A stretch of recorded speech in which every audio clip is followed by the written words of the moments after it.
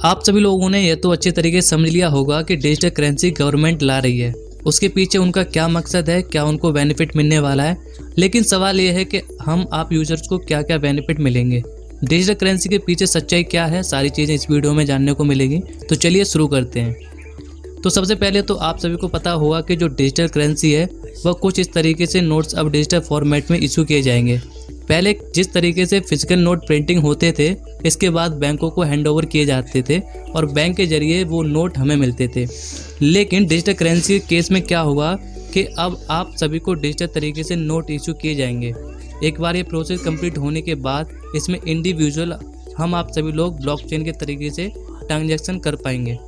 Blockchain technology क्या होती है आप सभी को बता देता हूँ। यह पूरे तरीके से सिस्टम यानी कंप्यूटर को मैनेज करता है, जिसमें कि कितने पैसे किसने लिए, किसको दिए गए हैं, पूरा रिकॉर्ड वो स्टोर करता है। कंप्यूटर में न होकर कई सारे कंप्यूटर में मौजूद होता है, जिसमें कि इसके अंदर कोई भी हैक करके अंदर नहीं जा सकता है।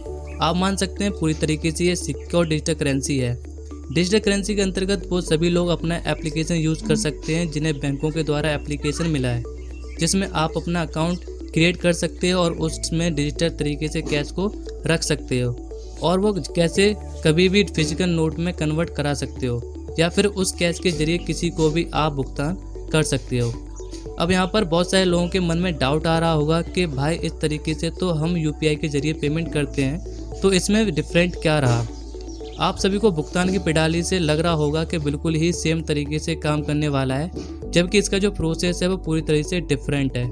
अब यहाँ पर जब भी आप अपना यूपीआई के जरिए भुगतान करते हैं तो बेसिकली आप अपनी यूपीआई एप्लीकेशन के जरिए जब पेमेंट करते हैं तो उस एप्लीकेशन से एक रिक्वेस्ट बनती है, जो कि उसके बाद में सामने वाली पार्टी को उसका जो पेमेंट कर दिया जाता है। जब वह पेमेंट होता है तो आप सभी लोगों को एक चीज़ नोटिस करेंगे, यहाँ पर पैसा आपके पैसे में फिजिकल मौजूद नहीं होता है, वो पैसा उस समय बैंक के पास होता है। आपका बैंक क्या करता है, आपको केवल नंबर शो कराता है कि आपके अकाउंट में बैलेंस है और उस पैसे से जितना भी अमाउंट आप बोलते हैं वो सामने वाले बैंक को इशू करा देता है। यहाँ पर डिजिटल करेंसी में क्या हो रहा है कि आप पैसे को खुद से बेच सकोगे, बीच में बैंक की ज़रूरत नहीं होती है। पहली बार कैश आपको बैंक के जरिए ही मिलेगा, उसके बाद में इस पर पूरी तरीके से बैंक का राइट नहीं रहेगा। बैंक आपको आपकी परमिशन के बगैर यूज नहीं कर पाएगा। तो चलिए अब हम इसके कुछ एडवांटेज की बात कर लेते हैं, फ़ायदे की, कि डिजिटल करेंसी से हमें एक्चुअल में क्या क्या बेनिफिट मिलेंगे। तो सबसे पहला बेनिफिट आप सभी को मिल जाता है कि आप सभी को फिजिकल कैश को कैरी करने की ज़रूरत नहीं पड़ती है। फिजिकल जो नोट होते हैं सड़ने गलने या फिर उसके खो जाने का डर रहता है, डर यहाँ पर ख़त्म हो जाएगा। यहाँ पर आपको कैश भी कैरी करने की ज़रूरत नहीं होती है। अब यहाँ पर यह जो डिजिटल करेंसी होगी इसको यूज़ करने के लिए बैंक अकाउंट की आप सभी को कोई ज़रूरत नहीं होगी। हालांकि अब भी फर्स्ट टाइम जब भी पैसा लोड करना होगा, इशू कराना होगा, तो आप सभी को पैसा डायरेक्ट आरबीआई से नहीं मिलेगा, किसी बैंक के जरिए ही मिलेगा। लेकिन जिस तरीके से हम कोई भी ट्रांजैक्शन करते हैं, कोई भी दुकानदार होता है उसके पास हम सामान लेने जाते हैं, सर्विस लेने जाते हैं, तो वहाँ पर हमें उसे ट्रांजैक्शन करेंगे और उसके पास कोई भी बैंक अकाउंट नहीं होगा, तो तब भी वो अपना एक वॉलेट क्रिएट करके कैश को एक्सेप्ट कर सकता है और उस डिजिटल कैश को कभी भी कोई सामान खरीदने के लिए यूज़ कर सकता है, जिस तरीके से फिजिकल कैश को यूज़ करते हैं। लेकिन इसमें ट्रांजैक्शन करने की कुछ लिमिट होगी, इसके बाद उससे ज़्यादा वैल्यू का अमाउंट आप अपने अकाउंट में रख सकोगे। उसके बाद में उस अकाउंट की आप सभी को केवाईसी करनी होगी, ज़रूरत होगी। यहाँ पर आप सभी को आधार के जरिए केवाईसी करने का ऑप्शन एप्लीकेशन में मिलेगा। इसके अलावा आप सभी लोग अपने बैंक अकाउंट के थ्रू भी उसको लिंक कर सकेंगे, कभी भी कितना भी अमाउंट लोड कर सकेंगे, विड्रॉल कर सकेंगे। यहाँ पर आप उसकी कोई लिमिटेशन नहीं होगी और उसकी जो लिमिटेशन होगी वो पूरी इन्फॉर्मेशन नहीं आपको मिलेगी। लिमिटेशन तक का अमाउंट आप विदाउट केवाईसी के कर सकते हैं, एक क्राइटेरिया होगा जैसे सभी बैंक का जो नॉर्मली होता है। इसका जो सेकंड फ़ायदा है वो ये है कि वहीं अगला बेनिफिट ये मिल जाता है कि बेसिकली जो भी नोट प्रिंट होते हैं, लोगों को पता होगा कि नोटों की प्रिंटिंग के लिए गवर्नमेंट को काफ़ी अच्छा खासा पैसा वहन करना पड़ता है और उसको एक बैंक से दूसरे बैंक में ट्रांसफ़र किया जाता है, तो उसमें कई सारे लॉजिस्टिक वाहन काम करते हैं, तो उसमें एक अच्छा खासा खर्च लग जाता है। डिजिटल करेंसी के माध्यम से गवर्नमेंट की काफ़ी सेविंग होने वाली है। अगले बेनिफिट की बात करें तो यहाँ पर आप सभी को कोई भी ट्रांजैक्शन फीस नहीं लगने वाली है।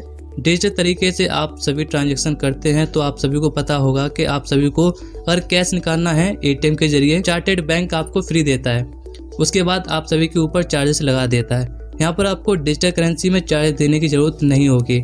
यहाँ पर एक डिजिटल तरीके से कैश में भुगतान होने वाला है, तो यहाँ पर इसमें ट्रैकिंग का फीचर भी होगा। आपने किसको कितना भुगतान किया आपको उसको ट्रैक कर पाओगे। तो अब बात कर लेते हैं इसके कुछ डिसएडवांटेज की, क्योंकि अभी तक हमने इसके फ़ायदे की बात की, तो इसके नुकसान क्या क्या हो सकते हैं उसके बारे में एक नज़र जरूर डाल देते हैं। इसके फ़ायदे कम, इसके नुकसान बहुत ज़्यादा है जिसको आम जनता को उठाने पड़ सकते हैं। तो सबसे पहले मैं बात करता हूँ, तो आप सभी लोग देखोगे कि आज के समय गवर्नमेंट की सारी चीज़ें डिजिटल करती चली जा रही है, जैसे कि आधार कार्ड हो गया, पैन कार्ड हो गया, वोटर ID कार्ड, किस तरीके से जितने भी डॉक्यूमेंट हैं आप सभी को लोग देखोगे कि गवर्नमेंट एक दूसरे से इनको लिंक कर रही है। इसी तरीके से आप देखोगे कि डिजिटल करेंसी जो है इसमें भी आप सभी को अभी इनिशियल वाले थे वो तो आप ऐसे क्रिएट कर सकते हो, लेकिन इसमें भी आप सभी को आधार के थ्रू एप्लीकेशन में KYC करने की ज़रूरत होगी। यहाँ पर आप सभी लोग फिजिकल अगर घर पर कैश रखते हो तो उस पर आप सभी का पूरी तरह से कंट्रोल बना रहता है, जबकि यहाँ पर जो डिजिटल करेंसी है इसमें एक तरीके से गवर्नमेंट का ही इस पर कंट्रोल रहने वाला है। आप सभी लोग जिस तरीके से देखते हो कि कभी भी किसी भी तरीके की कुछ अन्य हैप्पीनेस किसी के साथ होती हैं तो उसकी जो सर्विस होती है गवर्नमेंट बंद कर देती है। तो यहाँ पर इस तरीके से आप सभी को भी सर्विस मिलेंगी, लेकिन उस पर जो गवर्नमेंट का कंट्रोल होगा वो पूरी तरीके से गवर्नमेंट उसे एक्सेस कर पाएगी। इसी के साथ में एक और भी डिसएडवांटेज है कि आप सभी लोग जितना भी बैंक में पैसा रखते हो बैंक आप सभी को इंटरेस्ट देता है, लेकिन इसके केस में क्या होगा कि आप सभी को कोई भी यहाँ पर इंटरेस्ट नहीं मिलने वाला है, जबकि फिजिकल जो कैश होता है वो बैंक के जरिए ही इशू किया जाता है और बैंक में ही पड़ा होता है। आपके बैंक से निकलता है तो किसी दूसरे बैंक में जाता है, इसी तरीके से रोटेशन वाई घूमता रहता है। बल्कि जो डिजिटल करेंसी है इसमें जो पैसा है वो RBI की तरफ से बैंकों को इशू किया जाएगा, उसके बाद यूजर इसे अब अपने अकाउंट में लेगा, तो उसके बाद बैंकों का जो कंट्रोल है वो इससे हट जाएगा और वो जो पैसा है लोग आपस में जिस तरीके से कैश घूमता रहता है उसी तरीके से घूमता रहेगा। अब अगला डिसएडवांटेज यह है कि बैंकिंग सेक्टर में जब पैसे पर कंट्रोल बैंकों का नहीं रहेगा तो यहाँ पर लोगों को लोन मिलने में दिक्कतें आ सकती हैं। जब दिक्कतें क्या हैं कि जैसे कि आप सभी क्या करते हैं, जब भी आप लोन लेने जाते हैं तो आप सभी का 5-6 महीने का स्टेटमेंट देखती है बैंक कि भाई आप कितना लेन देन कर रहे हो। बैंक में जो भी ट्रांजैक्शन होंगे उसकी एक्टिविटी के हिसाब से और सिविल स्कोर के हिसाब से आप सभी को लोन दिया जाता है। यहाँ पर जब बैंक के पास आपका कोई स्टेटमेंट नहीं होगा, कोई भी ट्रांजैक्शन हिस्ट्री नहीं होगा, आपके वॉलेट में रहेगा, तो यहाँ पर लोगों को उस केस में लोन मिलने में प्रॉब्लम आ सकती है। अब अगला इसका नुकसान ये है कि 35% इंडियन के पास आज भी स्मार्टफोन नहीं है। बहुत सारे गाँव में लोग ऐसे हैं, लोग आज भी इस स्मार्टफोन को अच्छे तरीके से ऑपरेट नहीं कर पा रहे।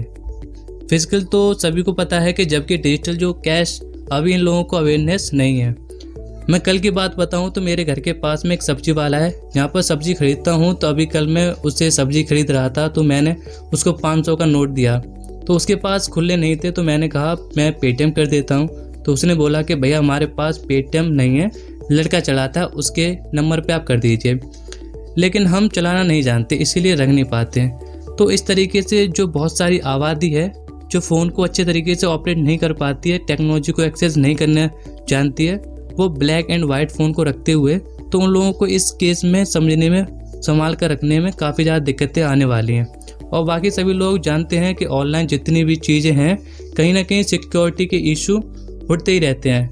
गवर्नमेंट को इस पर काफ़ी फोकस करना होगा कि जो भी सिक्योरिटी को समय समय पर इसको टेक्नोलॉजी के साथ में अपडेट करें, क्योंकि आप सभी को पता है कि ऑनलाइन जितना भी चीज़ें होती हैं या हो रही हैं उनमें कुछ ना कुछ ऐसे लोग हैं जो कि हैकर्स उसका पता लगा लेते हैं, या फिर उस करेंसी को किस तरीके से वो किस यूज़र के लिए ट्रांसफ़र करवा सकते हैं अपने अकाउंट में। तो इस तरह के तरीके खोजते रहते हैं। जैसे कि आप सभी को पता होगा कि UPI में क्या होता है, लेकिन एक नया यूज़र जब मनी को ट्रांसफ़र करता है तो वो नहीं जानता है कैसे मनी ट्रांसफ़र होगी, तो वो किसी से पूछने जाता है, तो कुछ लोग उसका फ़ायदा उठा लेते हैं। कुछ लोगों के साथ में ऐसे केस हो जाते हैं कि रिक्वेस्ट मनी में क्या करते हैं, वो अपना पिन डालकर सेंड कर देते हैं, पर ऐसे में लोगों को लगता है कि वो पैसे आ रहे हैं, लेकिन ऐसा नहीं होता है, वो पैसे किसी दूसरे अकाउंट में चले जाते हैं। तो इस तरीके से जो भी चीज़ें हो रही हैं उन्हें गवर्नमेंट को समय समय पर फिक्स करना होगा। तो ओवरऑल मैं बात करूँ तो ये सारी चीज़ें एनालाइज करने के बाद इसके जो बेनिफिट है वो बहुत कम है, इसके लॉसेस बहुत ज़्यादा हैं जो कि फ्यूचर में आने वाले हैं। तो बस दोस्तों आज की इस वीडियो में इतना काफ़ी है। अगर आपका कोई डाउट रह जाता है तो मुझे कमेंट बॉक्स में बता सकते हैं, जिससे कि मैं आपका रीड करके क्वेश्चन को वहाँ से आंसर में आपकी हेल्प कर सकूँ। तो होपली वीडियो आपको पसंद आया होगा। अगर आपको वीडियो पसंद आया हो तो आप चैनल को सब्सक्राइब कर सकते हैं।